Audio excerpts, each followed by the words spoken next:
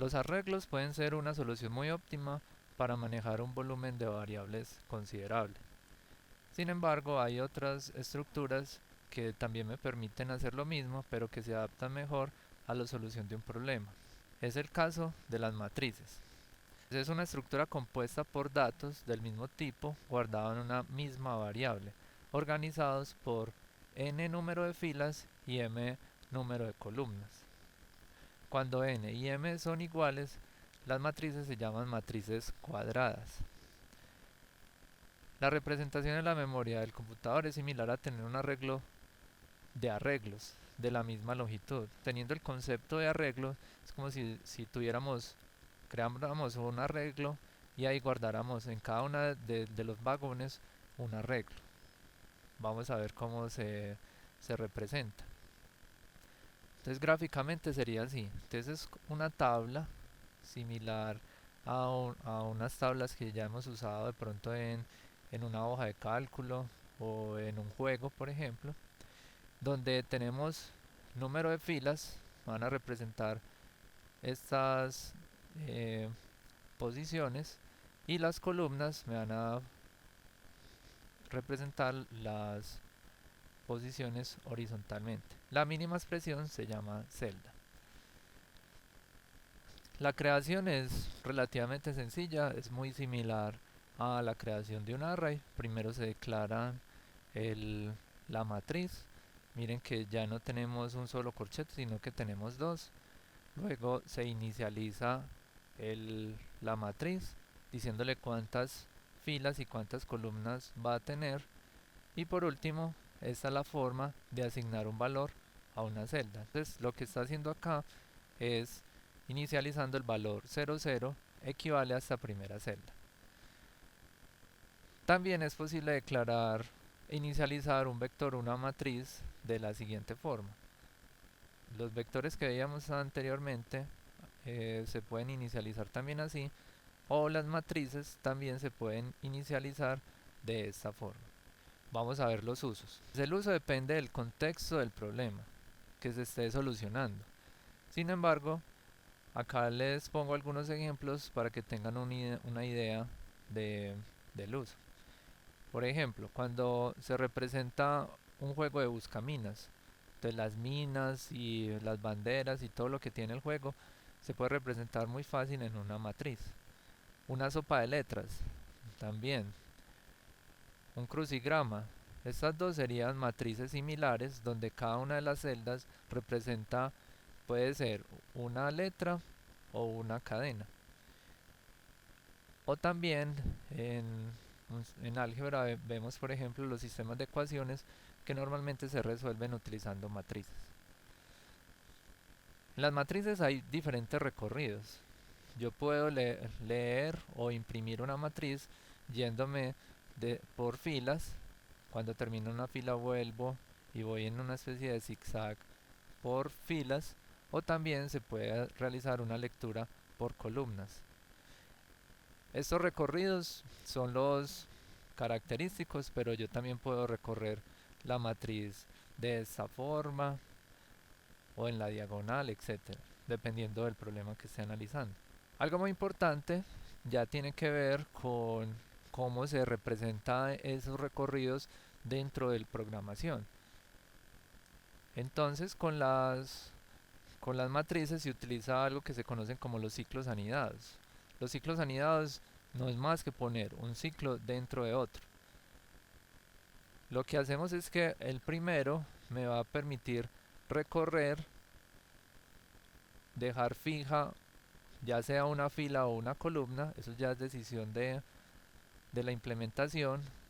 Por eso aquí les pongo qué tipo de recorrido es, como un ejercicio, analizar qué tipo de recorrido es, si por filas o por columnas. Entonces miren que aquí por cada i se incrementa una j. Cuando termina la j se incrementa la i. Entonces de esa forma estamos logrando esos comportamientos que veíamos en el gráfico anterior. Y muy importante también acá tener los límites de las variables. No pueden ser negativos y no pueden ser iguales o mayores a la longitud de las filas o de las columnas, porque también podríamos tener un error. Esta sería la prueba de escritorio donde iría, miren que queda fija la I y se incrementa la J. O yo también, como les decía, puedo combinar eso. La precaución que hablaba ahorita, cuando se realizan recorridos por medio de un ciclo, en un arreglo o una matriz se debe tener cuidado con los límites de la estructura. El índice siempre arranca en cero y termina en un valor menor a la longitud de la fila, de la columna o del arreglo. Esto se los repito bastante porque es un error muy frecuente. Lo más probable es que les vaya a pasar durante los ejercicios. Si se trata de acceder a una posición negativa o una posición de mayor o igual a la longitud, hay un error. Entonces eso tiene que quedar muy claro. Acá les voy a poner unos ejercicios. Calcular la suma de la diagonal de una matriz de números de punto flotante. Calcular el promedio de la fila I y J. La I y J serían datos que el usuario escoge. Por ejemplo, yo quiero que me dé el promedio de la fila 0,0 o la fila 2,3 y la suma de cada columna de una matriz. Vamos a ver unos ejemplos. Primero vamos a crear un archivo que se llame matriz.java.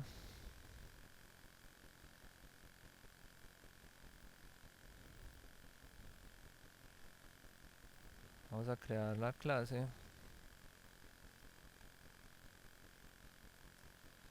el método main, y acá entonces vamos a crear la matriz. Vamos a crearla de números de punto flotante. Entonces double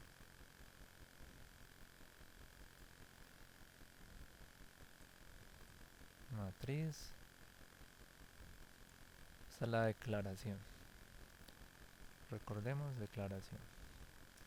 Luego matriz igual a nueva matriz de números double que va a tener 3 por 5 datos y la inicialización de cada uno de esos datos. Matriz 0 0 va a ser igual a 2 0 1 0 2 0 3 0 4 y 0 5. Entonces acá 1 2 3 4. No puedo ir hasta el 5, por lo que hablábamos de la restricción. Entonces esta sería, tendría 3, pasé, tendría 3. Vamos a ponerle a esto número 1,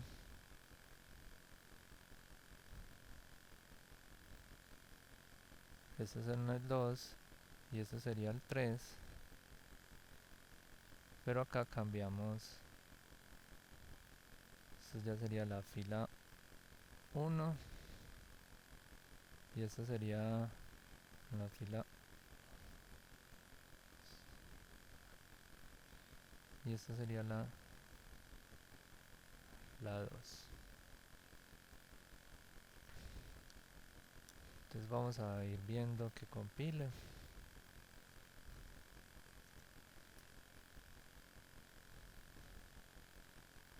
Que ejecute sin problemas. Entonces vamos bien. Ahora vamos a poner, vamos a crear el ciclo anidado menor que matriz. Entonces habíamos visto que los arrays tenían la propiedad length para saber la longitud. Esta me da la longitud de las filas y esta para conocer la de las columnas es muy sencillo. Le digo matriz sub 0 punto length y j más más. Y acá en system.out.print, miren el uso de print acá. Voy a decir que imprima la matriz 0 perdón, la matriz I más J, y cuando salte imprime un print ln. Recuerden que print imprime en el mismo reglón, y print ln salta de reglón. Vamos a ver, todo está bien. Bueno, como son números de punto flotante, quedan con la terminación en punto ceros.